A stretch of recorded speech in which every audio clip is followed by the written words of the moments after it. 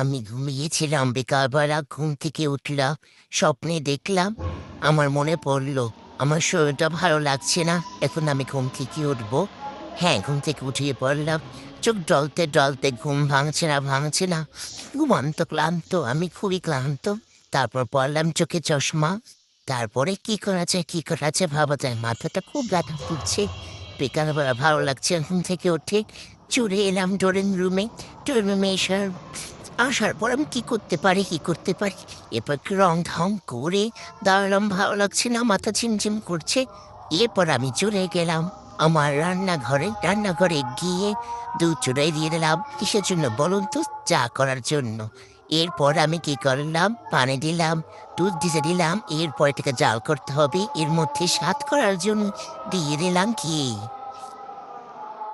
মসলা ব্যবহার করলাম। এরপরে কি করলাম, যে চা পাতা ব্যবহার করলাম, আসল চা পাতা কিন্তু। গাইস, যত ভালো চা পাতা হবে দুধটা তত স্বাদ হবে। এরপর পরিমাণ মতন চিনি চা পাতা দিয়ে চাটি জাল করতে লাগলাম। চা জাল করতে করতে রং ঢং করতে করলাম।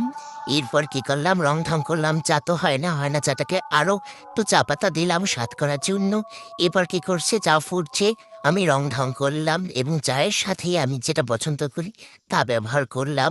এরপর আমি কি করলাম, চায়ের সাথে আমি কি খেতে পারি, চায়ের সাথে আমার যেটা ভালো লাগে চায়ের মধ্যে ভিজিয়ে সেটা করার জন্য প্রস্তুত করলাম। এরপর আবার আমি রং ঢং করলাম, রং ঢং করে আপনাদের তো আমার রান্নাঘরটা দেখিয়ে দিলাম। হ্যাঁ গাইস, এরপর আমি কি করতে পারি, এরপরে আমি চাটা আবার দেখলাম, চাটা আবার আহ, উঠলেই না পড়ে যাই। এর জন্য আবার চাটাকে নাড়াচাড়া করলাম। দেখুন গাইস, আমার হাতের স্পেশাল চা। দেখুন, এটার নাম কি চা। এই চা খেলে শরীর মন সব সুস্থ হয়ে যায়। আপনি মাথা ব্যথা করছে, কোনোভাবে ওষুধ থেকে কমছে না, না বা খাচ্ছেন, ডপিয়াল খাচ্ছেন, তাও আপনার মাথা ব্যথা কমছে না, চলে আসুন আমার চা খেতে। চা খেলে আপনার মেয়েদের মধ্যে মাথা ব্যথা ভালো হয়ে যাবে। যা আপনার ওষুধে কাজ না করে, তা আমার এই দুধ চায় আপনার মাথা ব্যথা কমে যাবে। সো মাথা ব্যথার মেন ওষুধ কি, 1 কাপ কড়া করে দুধ চা খাবেন। এরপরে কি করবেন, একটু বিশ্রাম নেবেন, দেখবেন আপনার মাথা ব্যথা কমে যাবে। চাটা একটু সময় ধরে জাল দিতে হবে, চায়ের কালারটা ভালো আসবে।